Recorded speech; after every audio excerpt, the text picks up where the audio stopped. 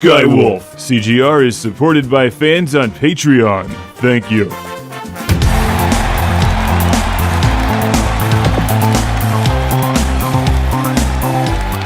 Welcome to the Classic Game Room, coming to you from the R Zone!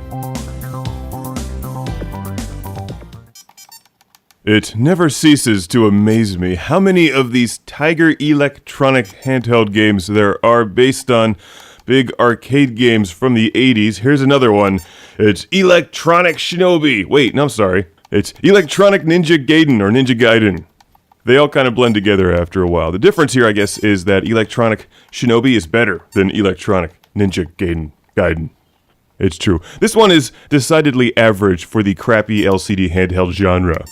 It does have a few nice features, though. For starters, it looks great. The Ninja Gaiden artwork is always classy, even when printed on a crappy Tiger LCD handheld game. What? Don't look so surprised. You can't very well enjoy a trip to the R Zone without a delicious can of Sex Panther.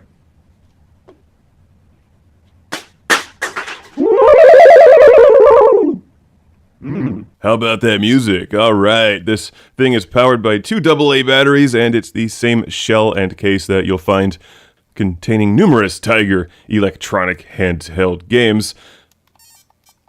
There's a jump button, an attack and pick up things button, and of course, a D-pad. These Tiger handhelds were cheap, so when your parents wouldn't buy you a Game Boy, maybe, just maybe, they would buy you a far less expensive, cheap, crappy handheld in the drugstore.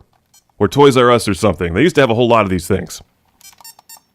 And for the most part, they're pretty awful. Some managed to be better than others, though. See my review of the Electronic Shinobi handheld. It's surprisingly good considering the limitations, and it was a somewhat clever interpretation of the Shinobi arcade game, except all the Tiger LCD games were pretty much stuck in the R Zone.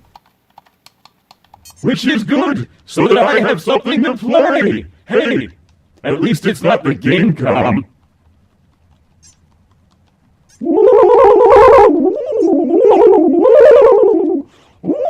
Walk into my knife. Walk into my knife. Come on. Bring it. That's right. Electronic Ninja Gaiden here feels more like the popular NES game than the Ninja Gaiden arcade machine, where you run along the ground, fight enemies, jump in the air, collect power-ups, keep an eye out for that red light, which I think is your health power-up, but I'm not entirely sure. I don't have the instructions, but I'm assuming that when the designers figured out they could just put a red light into the game, they were like, yay, red light, woo! That's one step closer to the R Zone after all. You can just barely hear the game's audio beneath the roar of my button mashing, because that's what you do in this game. You mash buttons and attack bad guys while running right. Keep an eye out for the ladder so you can climb up, and then continue running right while being attacked by birds and enemy ninjas. Sounds fun? Sure, if you're stuck in the R Zone. The R Zone is the perfect place to Wang Chung tonight! It would seem that there's little power-ups that you collect which give you a spinning attack and ninja stars, and there's a pseudo-end boss battle at the end of your moving right ladder climbing adventure, which usually just results in the screen freezing because that's when you know it's time to hit start and move to the next level. That's right. You should have saved up and bought a Game Boy. One Game Boy is worth 1,000 of these games, but you know, they're still kind of fun to review. They're budget games based on these big budget games. I love the artwork. I think they look really cool, especially if you have a whole bunch of them. Which I do thanks to Eric from Pasadena, California. Thank you for sending the giant box filled with tigers to the show. There's also some Mattel and Radio Shack handhelds in there. Tiger wasn't the only one in on the handheld video game craze, you know.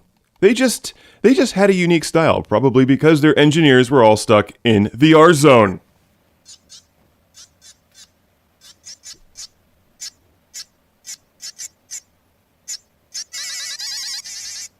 How does it make such terrible sounds? Why do the Tiger engineers hate ears? Walk into my waggling sword. So once again, thank you, Eric from California. It's Electronic Ninja Gaiden.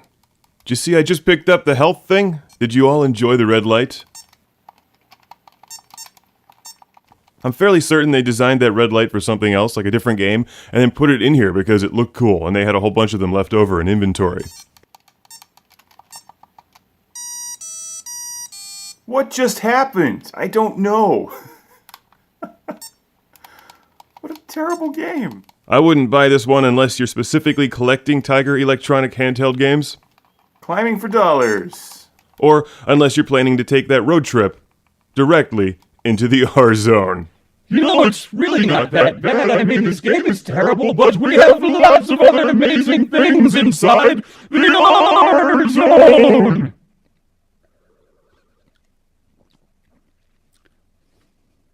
Like eternal pain and suffering in a red blurry terror from hell! It's about as bad as it sounds, actually. Hell, you almost had a Sex Panther.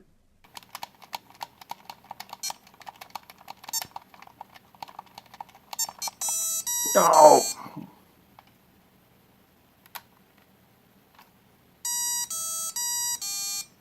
It's a very sad ending sound. If any of you happen to pass through the R-Zone on your way somewhere else, could you please bring me another six-pack of Sex Panther? Or really anything will do. Except Zima. That stuff is terrible. New shirts and glassware now at ClassicGameRoom.com. Don't miss Magnum Skywolf, also on Patreon. Welcome to the club. It's the Lord Carnage Club, where I celebrate these backers on Patreon by shouting their name in a volcano. Introducing Michael Fernandez. Oh yeah! Michael Nelson. Lord Carnage approves. Jim Moriarty. Sergio Matthias. Hergert. Jason from Kamloops, British Columbia. Busy. Signal. Al Stiver. Sean Zoltek. I'm just kidding again. Sean Zoltek. Stephen Chucknick from New Jersey. Landon Ellerby. He's the administrator of these credits. Philip Strabenmuller of Vienna, Austria. Woo! Jack Stavros from Australia, home of Mad Max. Ohad Kane. Cue the thunder. Jeff, Captain Dauntless, Breyer, Rick DeBarros. Out of sight. Will. Kid Shuriken Fatality. Ship. Sick bail. That was too evil, wasn't it? Let's try that again. Chip.